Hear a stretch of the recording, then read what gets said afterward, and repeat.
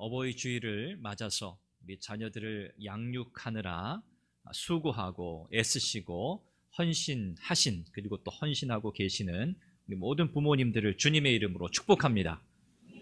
여러분들을 통해서 우리의 자녀들이 믿음의 자녀로, 또 하나님께 사랑받는 자녀로 온전하게 잘 성장하게 될 줄로 믿습니다. 어렵고 힘든 시간들을 여러분들이 잘 참아오셨고, 또 앞으로도 그 인내 가운데서 귀한 열매들이 맺혀질 줄로 믿습니다. 오늘 이 말씀을 통해서 우리 또 자녀들에게, 또 부모된 모든 분들에게 주시는 이 말씀을 통해서 정말 복된 부모, 또 복된 자녀가 되는 그런 은혜가 있으시기를 간절히 바랍니다. 하나님께서는 사람을 관계적인 존재로 창조하셨습니다. 관계를 가지고 살아가는 존재, 성부, 성자, 성령 하나님 삼위일체 되신 하나님께서도 그 관계 속에 존재하고 계시죠. 하나님은 사람을 창조하시되 홀로 살도록 만들지 않으셨고, 아담에게는 그를 돕는 배필로서의 아내인 하와, 여자를 하나님이 창조해 주셨습니다. 이렇게 하나님은 아담과 하와를 통해서 가정을 이루게 하셨고, 그 가정을 통해서 복된 믿음의 후사 자녀들을 낳도록 하셨죠.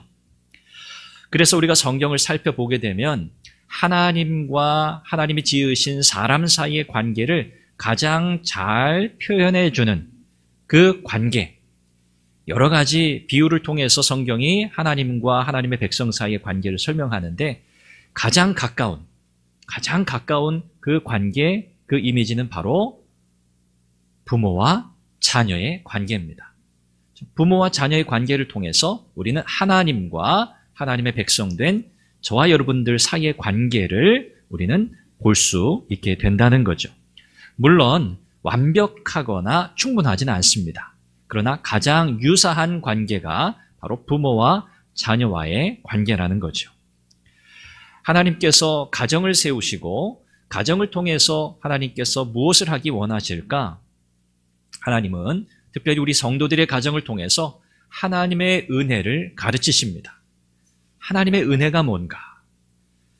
부모에게도 자녀에게도 하나님의 은혜가 무엇인가를 가르치시기 위해서 하나님은 우리에게 가정이라고 하는 울타리를 주셨다는 거죠. 그래서 부모님들은 우리의 자녀들을 키우시면서 양육하는 그 과정 속에서 하나님의 은혜를 경험하고, 하나님께서 그 은혜를 주심으로 부모도 참 부모된 모습으로 성장해 가게 됩니다. 자녀들도 마찬가지죠. 특별히 이 자녀들을 양육하는 우리 부모님들의 수고와 헌신, 저도 이제 자녀를 낳고 이렇게 자녀들을 양육해가는 그런 부모의 입장이 되어보니, 아, 그렇구나. 내 부모님께서도 내가 태어나는 그 순간부터 이렇게 나를 키우셨구나. 나에게 이런 사랑을 베푸셨구나. 나를 위해서 참 많이 헌신하셨구나. 참 많이 참아주셨구나. 참 많이 기다려주셨구나. 라는 것을 더 절실하게 깨닫게 됩니다. 참 우리 모든 부모님들 참 그렇게 수고하고 헌신하시면서 우리 자녀들을 키우셨고, 또 지금도 그렇게 키우고 계십니다. 어렵고 힘든 과정들을 지나가면서 부모는 하나님께서 원하시는 부모의 모습으로 다듬어져 가게 되고요. 또 우리의 자녀들은요, 철저하게 부모님에게 의존되어 있던 그들의 삶이 이제는 부모로부터 독립해서 이제는 한 건강한 한 인격체로서 자기의 인생, 자기의 삶을 또 하나님 앞에서 살아가게 되는 것이죠. 이 모든 과정 속에서 하나님은 가정이라는 울타리 안에 부모와 자녀를 두셨고, 하나님의 은혜 안에서 함께 자라가도록 하셨습니다. 그래서 부모도 자라고 자녀도 자라는 거죠.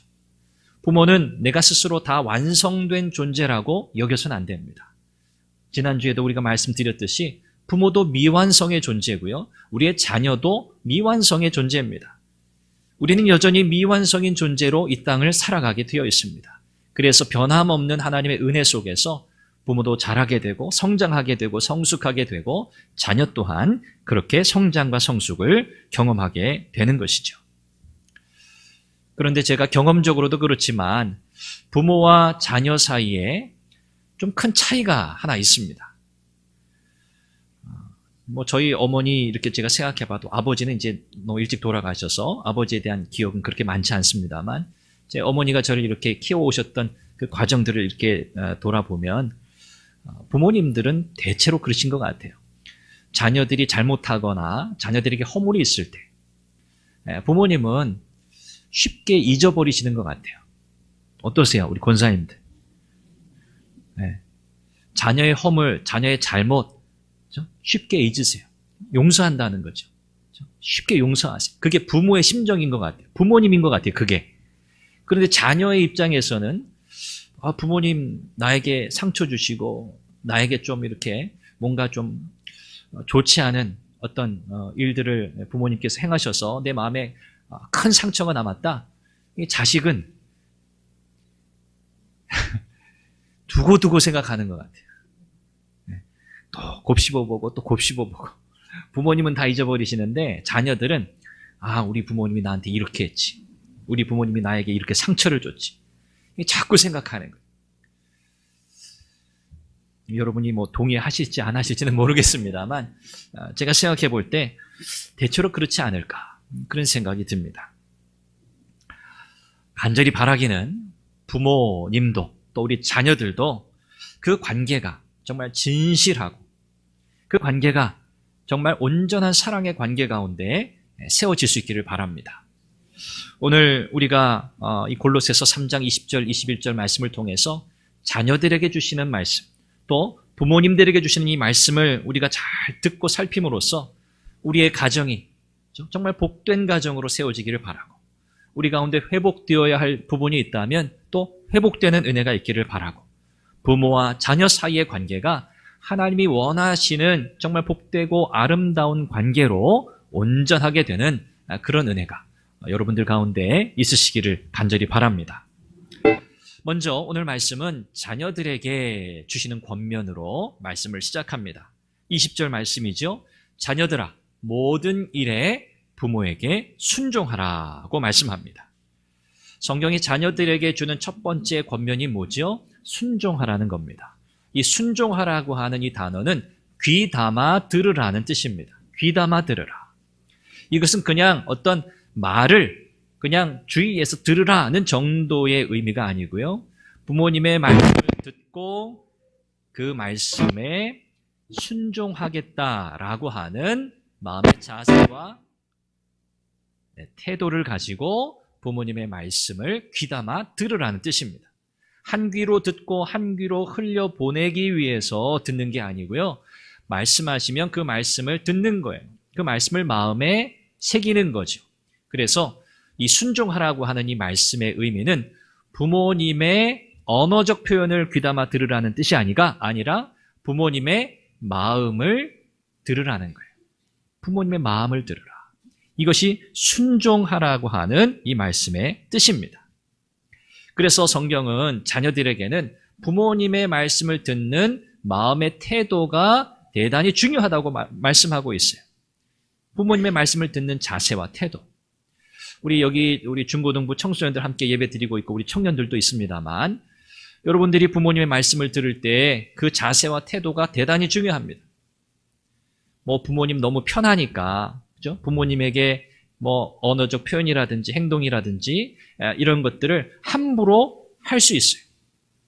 그렇죠? 함부로 할 수 있어요. 그러나 성경은 우리에게 부모님께 순종하는 자녀의 그 삶을 그 마음의 자세와 태도로부터 가르치고 있습니다. 그래서 부모님을 향해서 사용해야 하는 언어적 표현도 신중해야 돼. 신중해야 돼. 우리 유초등부 어린아이들 예배 드릴 때 제가 전에 그런 이야기를 한 적이 있어요. 할 수만 있으면 여러분들이 부모님에게 존댓말을 쓰세요. 그렇게 제가 가르친 적이 있어요. 반말과 존댓말의 큰 차이가 뭐죠? 반말은 뭐 편할 수 있습니다. 언어적 표현에 있어서 편할 수 있어요. 뭐 더 친근감이 있을 수도 있어요. 그런데 존댓말과 조금 비교해 보면 무게가 달라요. 무게가. 아빠, 아버지 똑같은 말이잖아요. 아빠든 아버지든. 물론 아빠라고 부른다고 해서 아버지에 대해서, 아빠에 대해서 뭐 무게감 없이 자녀들이 대한다, 그런 뜻은 아닙니다만 언어가 담고 있는 뉘앙스가 그래요. 부모에게 존댓말을 사용하는 아이들, 그 아이들이 말을 조심스럽게 합니다. 어떤 말을 해야 할지 생각합니다. 일종의 하나의 안전장치이기도 하죠. 그냥 속에서 생각나는 대로, 그냥 내키는 대로 쏟아내는 말이 아니라, 부모님에게는 내가 바른 마음의 자세와 바른 태도를 가지고 부모님을 존중하고 존경하는 마음의 자세를 가지고 이야기해야 하는 거구나 라는 것을 우리 자녀들은 잘 배워야 합니다. 그래서 여기서 지금 예배 드리는 우리 청소년들, 우리 청년들은 우리 부모님을 그렇게 여러분들이 대하시면 좋겠어요. 저는 여러분들이 그러면 좋겠어요. 뭐 그렇다고 아빠 하다가 엄마 하다가 갑자기 아버지, 어머니 이렇게 하라는 건 아닙니다.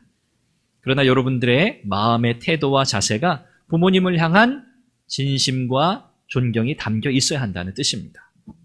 그런 언어, 또 그런 행동, 이것이 여러분들에게 있기를 바랍니다.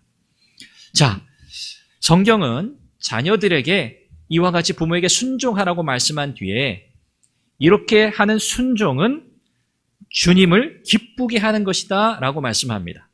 이는 주 안에서 기쁘게 하는 것이라. 자, 부모와 자녀의 관계는 무엇을 가장 유사하게 드러낸다고요? 하나님과 나의 관계. 그렇죠? 우리 주님과 나의 관계를 가장 잘 드러내주는 것이 부모와 자녀의 관계라고 말씀드렸죠? 그래서 우리 자녀들은 어떻게 생각해야 합니까? 눈에 보이지 않는 하나님, 내가 그분에게 순종하고 그분을 사랑하라고 말씀을 듣고 있는데, 성경은 부모님에게, 눈에 보이는 내 부모님에게 순종하는 것이 곧 눈에 보이지 않는 하나님을 사랑하고 순종하는 것이라고 말씀하는구나 라고 정확히 알아야 합니다. 우리 청소년들, 우리 청년들 아시겠죠? 부모님께 순종하는 것, 부모님을 사랑하는 것이 누구를? 하나님을 사랑하고 하나님께 순종하는 것이라는 이 관계성을 여러분들이 잘 알고 계셔야 한다는 거예요. 출애굽기 20장 12절, 우리가 잘 아는 말씀인데 10계명이죠. 내 부모를 공경하라. 그리하면 내 하나님 여호와께서 내게 준 땅에서 내 생명이 길리라. 그랬습니다. 10계명 가운데 하나님께서 유일하게 약속을 덧붙여 주신 계명이 5번째 계명, 부모를 공경하라고 하는 이 계명이에요. 이 말씀이에요. 이건 뭐죠? 하나님께서 이 계명을 어떻게 생각하신다고요? 매우 중요하게 생각하신다는 거예요. 매우 중요하게 생각하신다. 그래서 약속까지 덧붙이셨어요. 내 생명 땅에서 길리라. 생명의 복을 하나님께서 약속하셨어요.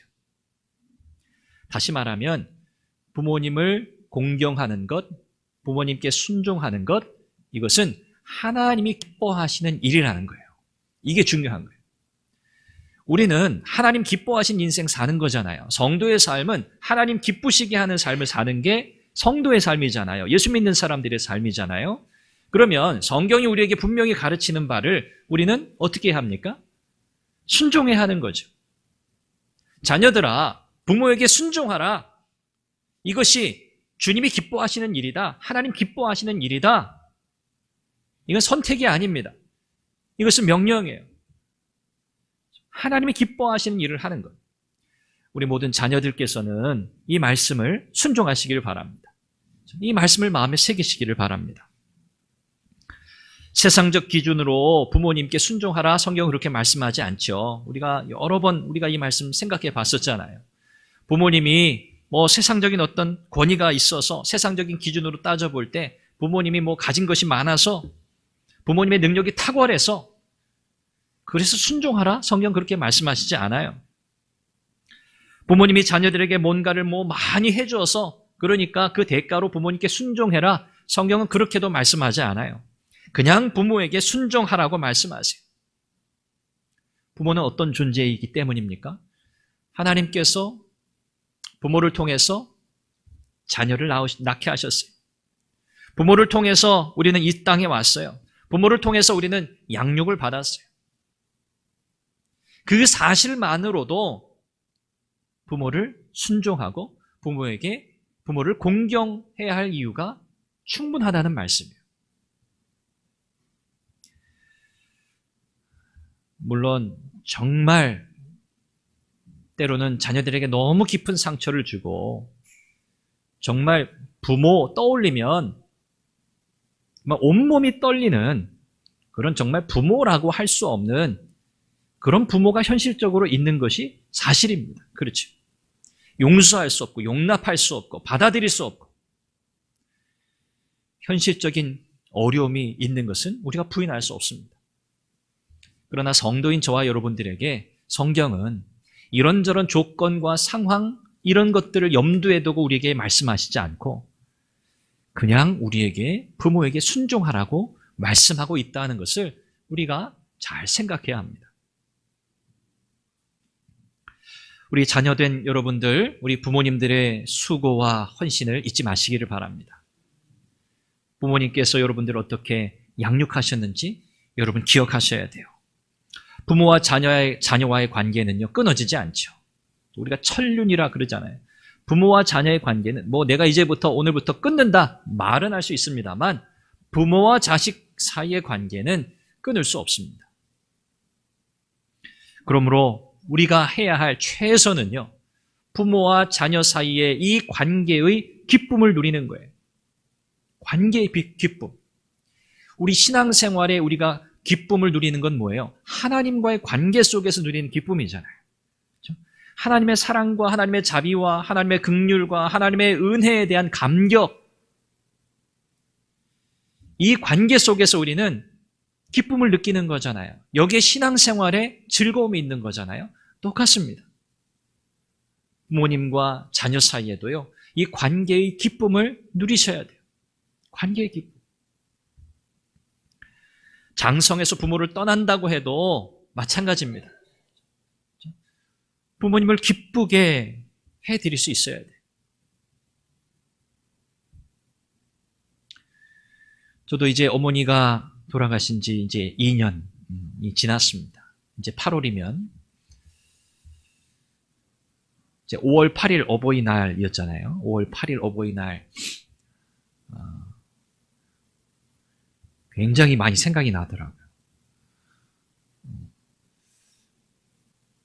그래서 어머니께서 어릴 때 어떻게 나를 키우셨지?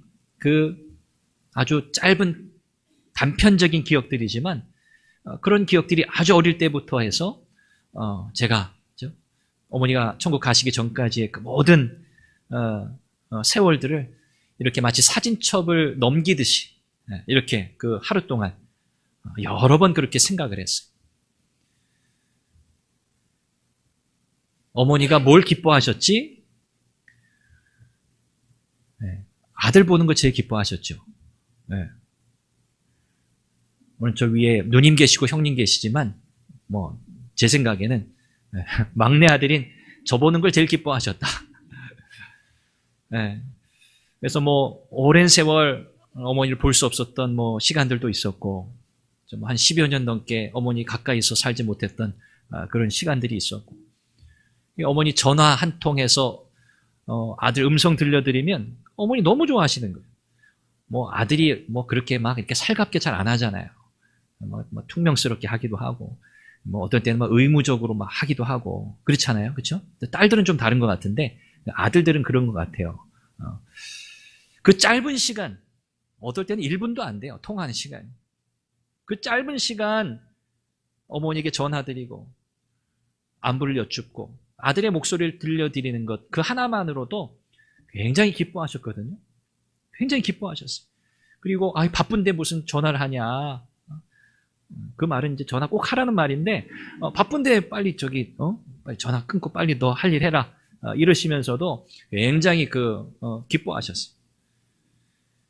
이렇게 또 찾아가면 제가 이제 뭐 서울 올라오고 또 우리 교회 이렇게 와서는 월요일마다 어머니 이렇게 찾아뵙고 하면은 너무 좋아하시죠. 너무 기뻐하시죠. 그냥 제 손을 그냥 막 잡고 그냥 막 문지르시고 막 제 볼을 막 이렇게 쓰다듬으시고 저를 보시면 그냥 얼굴에 그냥 미소가 지어지시고 그랬던 그 어머니의 모습을 이렇게 돌아보면서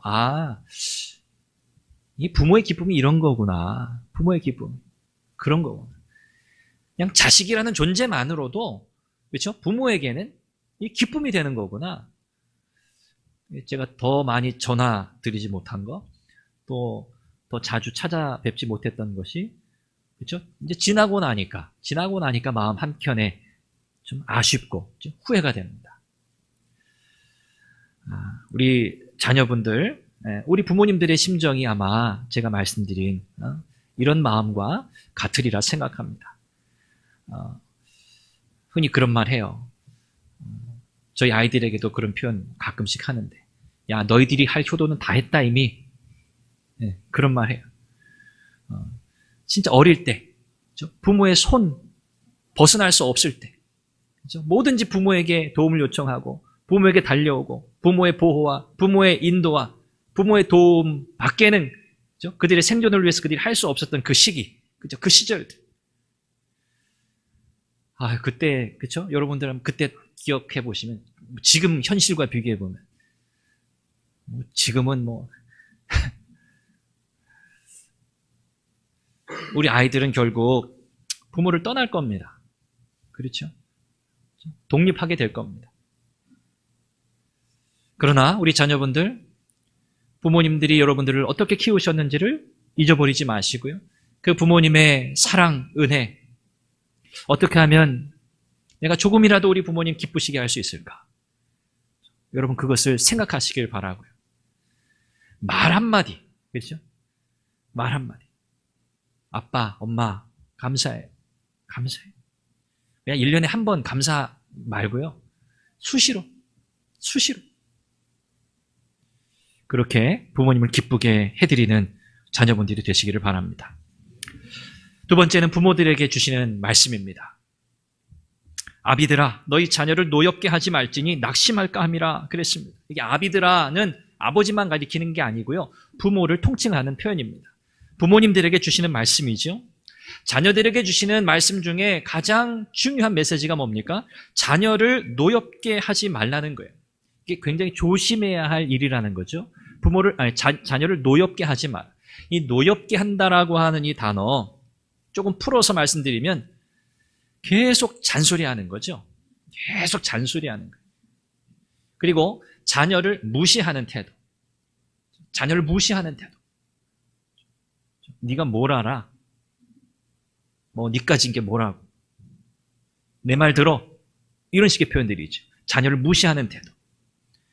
또 자녀를 부모의 꿈, 부모가 못다 이룬 일의 성취를 위한 대리인으로 생각하는 거예요. 너는 내가 시키는 대로 해. 내 말대로 해. 이런 표현들이 있죠. 자녀를 독립적인 인격체로 보지 않는 거예요. 이게 자녀를 노엽게 하는 거예요. 그러면 그 결과가 뭐라고 말씀하죠? 낙심이에요, 낙심. 좌절이에요. 자녀는 독립된 인격체로서의 자기의 인생을 살아갈 힘을 잃어버려요. 이것이 굉장히 무서운 일이잖아요. 우리 부모된 모든 분들이 자녀를 어떻게 대해야 할까? 성경이 우리에게 분명하게 말씀해주고 있어요. 부모는요, 자녀들에게 자기의 인생관을 주입시키거나 부모의 가치관을 너도 그대로 따라 살아야 한다 라고 자녀의 인생을 자기가 마치 쥐락펴락하듯이 그렇게 주도해가는 역할을 하는 게 부모가 아니에요. 부모는 어떤 역할입니까? 복음을 드러내는 역할을 하는 게 부모의 역할이에요. 복음을 드러내는 삶을 사는 게 부모의 역할이에요. 하나님의 은혜가 자녀들에게 흘러가도록 하는 것이 부모의 역할이에요. 이것이 성도의 가정, 성도된 부모에게 주시는 가장 중요한 책임이에요. 자녀들이 사랑받고 있다는 것을 확신시켜 주셔야 돼요. 너는 사랑받는 자녀란다. 하나님이 너를 얼마나 사랑하시는지 부모된 우리도 너를 얼마나 사랑하는지 몰라.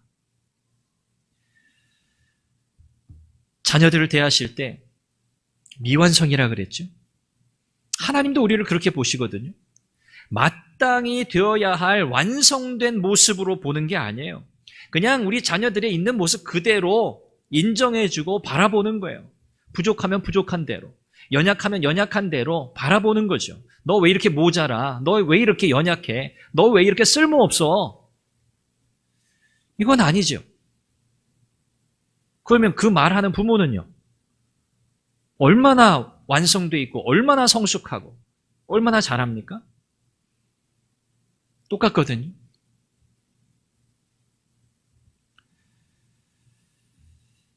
자녀들의 순종은요, 사랑의 조건이 되면 안 돼. 너 내 말 잘 들어? 그러면 내가 너를 사랑할 거야. 틀린 거예요. 자녀 사랑의 조건이 어디 있습니까? 없죠. 없어요. 자녀들이 부모에게 순종하라고 하시는 이 말씀을 주실 때에는 부모가 자녀를 어떻게 사랑하는지가 전제되어 있어요, 사실은. 자녀들에게 흘려보내는 부모의 사랑, 이것이 결국은 자녀의 순종을 결정한다는 말이에요. 굉장히 중요하죠.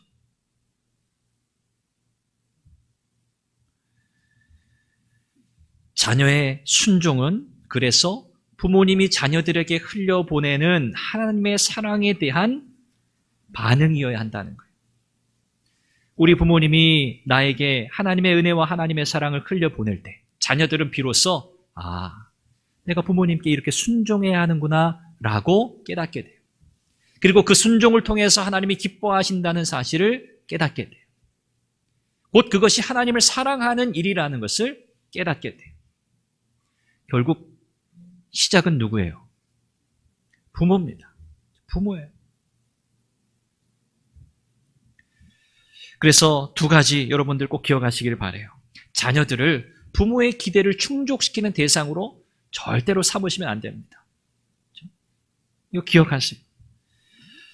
우리가 자녀 어릴 때 이렇게 기르다 보면 환상에 사로잡힐 때가 있어요. 우리 아이 천재가 아닌가? 8개월 때 뛰어!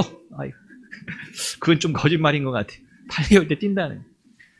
8개월 됐는데 막 애가 막 걷기 시작해요. 그거 뛸 것 같아요. 벌써 애가 한글을 깨우쳤어요.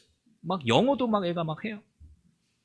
우리 아이는 진짜 천재인 게 분명합니다. 영재학교에 보내야겠다. 막 고민합니다. 그런데 내 아이만 그런 게 아니라 모든 부모들이 다 그렇게 생각한다. 모든 부모들이. 자녀들에 대한 기대가 그렇다는 거죠.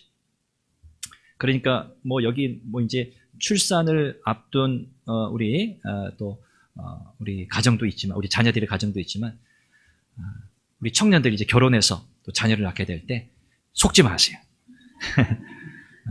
빨리 걸음걸이 시작했다고 속지 마세요. 부모에게 왜 기대가 없겠어요? 자녀에 대한. 다 있죠. 우리 자녀 이런 자녀 되면 좋겠다. 그런 기대는 다 있어요. 그런데 그 자녀에 대한 기대가 왜곡되지 않아야 돼요. 부모의 못다한 꿈을 이루는 대상이 자녀가 아니거든요. 품 안의 자식이라고 말하죠. 자식을 양육할 때 부모를 떠날 자녀인 것으로 생각하시고 키우셔야 돼요. 어렵죠. 저도 어려워요. 그냥 같이 있고 싶어요. 계속. 그냥 품 안에만 넣고 싶어요. 그런데 아니요. 그렇게 해서는 안 되잖아요. 자녀들은 부모를 떠나야 되거든요. 독립적인 인격체로 살아가야 되거든요. 자녀들이 건강하게 부모로부터 독립할 수 있도록 준비시켜 주세요. 준비시켜 주세요. 조금씩 떠나는 훈련을 해주세요. 과도하게 집착하지 마시고요. 과도하게 집착하는 것이 자녀들의 분노를 일으킵니다. 더 이상 부모의 말을 들으려 하지 않는 거예요. 자녀의 마음에 분노가 생기면 그렇죠? 삐뚤어지기 시작해요. 왜곡되기 시작해요. 자녀들을 부모의 그늘에 두고 살려고 하지 마시고요. 어떻게든 이 아이가 건강하게 부모를 떠날 수 있도록 마음의 준비를 시키고 실제적으로 그렇게 독립할 수 있도록 훈련할 수 있다면 또 훈련의 기회도 가져보시기를 바라요. 뭐든지 다 부모가 해결해 주려고 한다? 그것도 안 되는 거죠.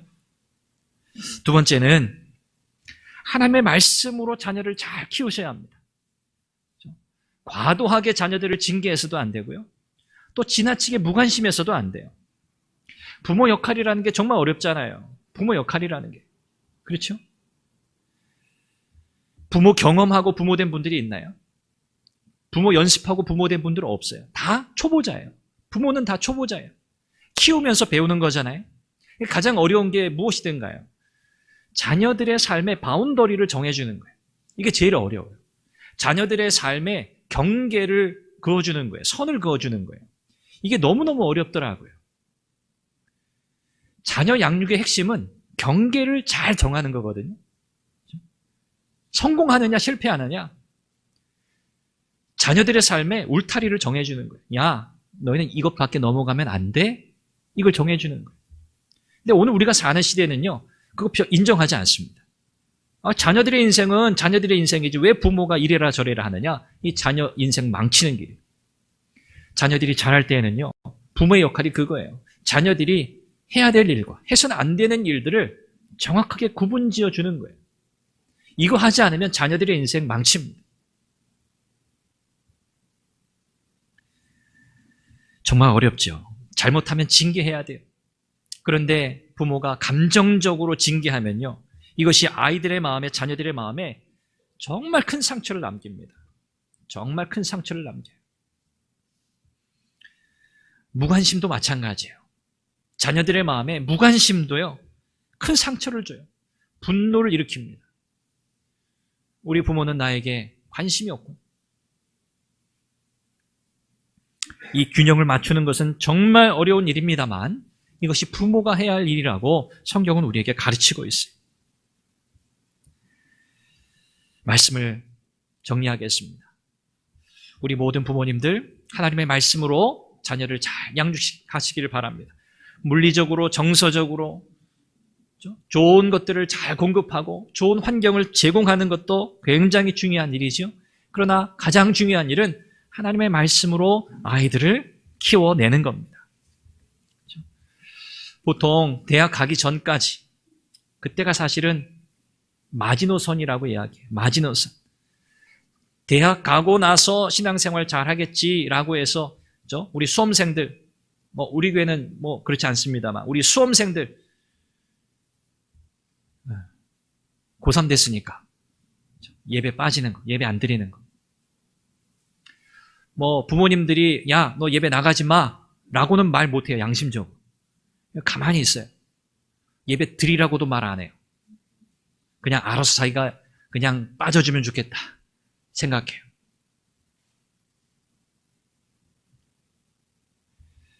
대학에 들어가기 전까지의 시기가 제일 중요하잖아요.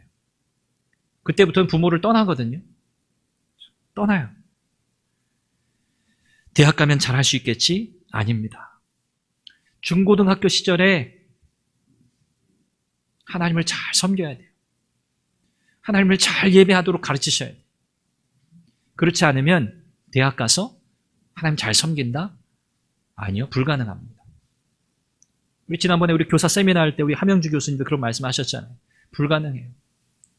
거의 가능성이 없다고 봐야 돼요. 가능성이 전혀 없는 건 아니에요. 너무 힘들어요. 사랑하는 여러분, 부모 되신 여러분들, 하나님께서 여러분들을 어떻게 사랑하셨는지, 또 여러분들을 어떻게 하나님께서 지금까지 붙들어 오셨는지를 기억하시고 우리 자녀들에게 그 사랑을 그대로 흘려보내시기를 바랍니다. 하나님이 우리를 오래 참아주셨고 우리를 기다리셨잖아요. 지금도 그러고 계시잖아요. 우리 자녀들을 향해서도 여러분 그 하나님의 긍휼의 사랑을 자녀들에게 흘려보내주세요. 변하지 않는 그 하나님의 사랑을 우리 자녀들에게 흘려보내주세요. 자녀들이 불안하지 않도록, 부모의 사랑을 의심하지 않도록 자녀들의 마음에 확신을 주시기를 바라요. 또 우리 자녀된 여러분을 향한 부모님의 수고와 헌신, 그 애씀, 노력, 이것을 잊어버리지 마세요. 기억하고 감사하시길 바랍니다. 부모님을 기쁘시게 하는 삶을 여러분들이 사시길 바라요. 부모님의 마음을 헤아려 볼 수 있는 지혜가 여러분들에게 있기를 바랍니다. 그래서 기쁨으로 부모님의 말씀을 듣고 기쁨으로 순종하고 그로 인하여 하나님을 기쁘시게 하는 우리 복된 자녀들의 삶이 되시기를 간절히 바랍니다.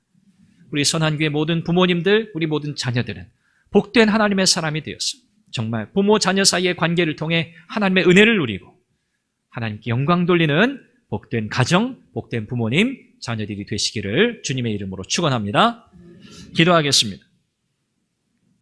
우리 함께 기도하죠. 우리 부모 되신 분들, 또 우리 자녀된 분들, 하나님 앞에서 하나님의 사랑을 흘려보내는 부모가 되기를 원합니다. 우리 자녀들께서는 부모님이 우리를 얼마나 사랑하셨는지, 우리를 위해서 얼마나 수고하고 계시는지 기억하고 부모님께 감사하고 또 부모님을 더욱 사랑하겠습니다. 하나님, 내게 은혜를 주시고 힘을 주시고 용기를 주시고 지혜를 주옵소서. 우리 같이 함께 이 제목을 가지고 함께 기도하겠습니다. 자비하신 아버지 하나님, 오늘도 어버이 주일을 맞아서 주의 말씀을 함께 나누게 하시니 감사합니다. 하나님 아버지, 하나님 부모된 모든 분들에게 자비와 긍휼을 베풀어 주시옵소서. 하나님, 우리를 어떻게 사랑하셨는지 또 지금도 어떻게 사랑하고 계시는지를 기억하고 그 사랑을 자녀들에게 흘려보내게 하여 주옵소서. 우리 자녀된 모든 이들은 우리를 향한 부모님의 수고와 기도와 사랑과 헌신을 기억하게 하시고 감사하게 하시며 부모님의 마음을 헤아리고 기쁨으로 순종하는 자녀들이 되게 하여 주옵소서. 그리하여 우리 모든 선한교회 믿음의 가정, 믿음의 부모, 믿음의 자녀들은 복된 부모, 복된 자녀의 삶을 살아가도록 은혜를 더하여 주시옵소서. 성령께서 함께 해주시기를 원합니다. 자비하신 아버지 하나님, 오늘도 어버이 주일을 맞아서 우리 부모님 된 모든 분들을 복되게 하시고 은혜 가운데 강건하게 해주시기를 간절히 기도합니다. 우리 자녀들을 힘써 애써 수고하며 키우셨고 또 지금도 양육하고 있는 모든 부모님들에게 지혜와 능력을 주시고 하나님 위로하여 주시기를 바라고, 하나님의 사랑이 우리 부모님들을 통해서 우리의 자녀들에게 온전하게 흘러가게 하여 주옵소서. 부모님들, 하나님의 사랑이 어떻게 나에게 임했는지 기억하게 하시고 지금도 하나님이 나를 어떻게 사랑하고 있는지를 기억하며 자녀들에게 그 사랑을 그대로 흘려보낼 수 있도록 은혜를 주옵소서. 우리 모든 자녀된 이들에게 은혜를 주셔서 부모님의 수고와 기도와 사랑과 헌신을 기억하게 하시고 부모님께 감사하고 부모님을 기쁘시게 할 수 있는 일이 무엇인가를 늘 헤아리며 부모님을 존경하고 사랑하게 하여 주옵소서. 그리하여 우리 모든 선한교회 부모와 자녀들은 복된 부모, 복된 자녀의 삶을 살아가며 하나님을 기쁘시게 하고 하나님을 영화롭게 하는 우리 모든 부모와 자녀 되게 하여 주옵소서. 예수님의 이름으로 기도합니다. 아멘.